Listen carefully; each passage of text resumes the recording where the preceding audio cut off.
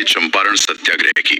ये सिर्फ एक राजनीतिक घटना नहीं थी, बल्कि ये सामाजिक न्याय और जिसे कहते हैं आत्मसम्मान की लड़ाई भी थी। हाँ, जिसने भारत के स्वतंत्रता संग्राम को एक बिल्कुल नई दिशा दी। हमारे पास चंपारण सत्याग्रह, स्वतंत्रता संग्राम की पहली अहिंसक विजय से जुड़े कुछ अहम दस्तावेज हैं। तो आइए इस महत्वपूर्ण घटना को थोड़ा और गहराई से समझते हैं। बिल्कुल, इसकी शुरुआत होती है बिहार के चंपारण जिले से। वहाँ अंग्रेज बागान मालिक किसानों का भयानक शोषण कर रहे थे। और यहीं पर महात्मा गांधी ने भारत में अपना पहला बड़ा सत्याग्रह किया, है ना? हाँ, सत्याग्रह का पहला सफल प्रयोग। तो चंपारण में असल दिक्कत क्या थी, मतलब जड़ क्या थी समस्या की? सूत्र बताते हैं कि अंग्रेज किसान से जबरदस्ती एक 3 काठिया प्रणाली के तहत नील की खेती करवाते थे। हाँ बिल्कुल, 3 काठिया। इसका मतलब ये था कि किसान को अपनी जमीन के 1/3 हिस्से पर, मतलब हर बीघे में 3 कट्ठे पर नील उगाना ही पड़ता था, चाहे उसकी मर्जी हो या ना हो। चाहे उसकी मर्जी हो या ना हो। और इसमें देखिए लागत बहुत ज्यादा आती थी, जमीन की मिट्टी खराब होती थी, वो अलग। और बेचने का क्या? बेचने पर पूरा नियंत्रण अंग्रेजों का था। वो जो दाम तय करें वही। नतीजा ये कि किसान बेचारे भारी कर्ज में डूबते चले जाते थे, पीढ़ी दर पीढ़ी। और अगर कोई हिम्मत करके मना कर दे तो जाहिरा अंग्रेज आसानी से तो नहीं मानते होंगे। नहीं, बिल्कुल नहीं। सूत्र बताते हैं कि उन पर भयानक जुल्म होता था, लगान बढ़ा दिया जाता था, मारा पीटा जाता था, जमीनें हड़प ली जाती थी, फसलें जब्त हो जाती थी।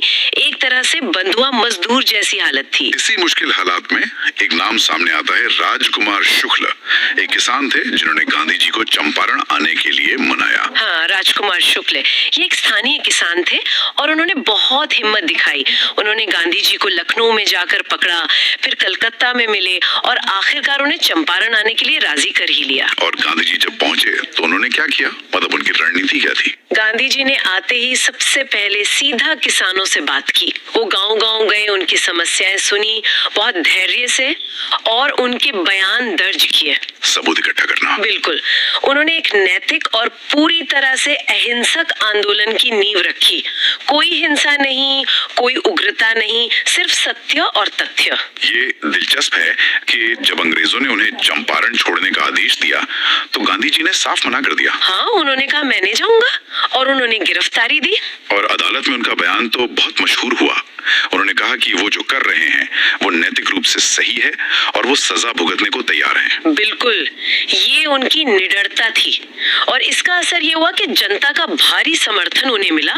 प्रशासन पर इतना दबाव पड़ा कि उन्हें गांधी जी को रिहा करना पड़ा बिना शर्त। ये दिखाता है कि नैतिक बल, जिसे कहते हैं मॉरल फोर्स, कितना शक्तिशाली हो सकता है सत्ता के सामने भी। सही कहा। फिर जनता के दबाव में सरकार को एक जांच समिति बनानी पड़ी है ना? हाँ, बनानी पड़ी। सरकार मजबूर हो गई और सबसे बड़ी बात ये कि गांधी जी को भी उस समिति का सदस्य बनाया गया। कमाल है, जिस आदमी को वो निकाल रहे थे उसे ही जांच समिति में रखना पड़ा।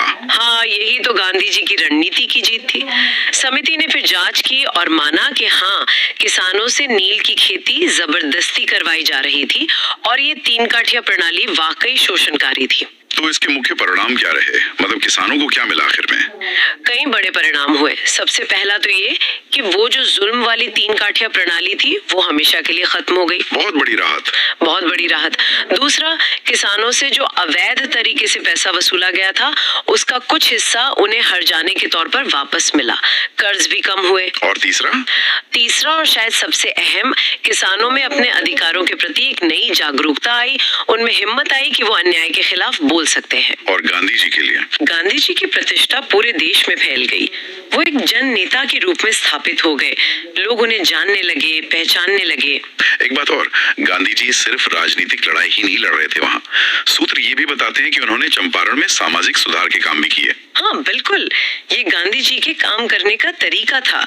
वो सिर्फ राजनीतिक आजादी नहीं बल्कि लोगों की जिंदगी में सुधार लाना चाहते थे। उन्होंने वहाँ स्वास्थ्य शिविर लगवाए, सफाई अभियान चलाए और खासकर बच्चों और महिलाओं की शिक्षा के लिए स्कूल खोले। तो ये सिर्फ नील का मुद्दा नहीं था, ये एक समग्र बदलाव की कोशिश थी। सही कहा। इसीलिए ये सत्याग्रह ऐतिहासिक रूप से इतना महत्वपूर्ण है। ये भारत में सत्याग्रह का पहला सफल प्रयोग था। इसने दिखाया कि अहिंसा से भी जीत हासिल की जा सकती है। हाँ, और इसने भविष्य के बड़े आंदोलनों जैसे असहयोग आंदोलन और बाद में भारत छोड़ो आंदोलन, इनके लिए एक तरह से रास्ता तैयार किया, एक मॉडल दिया।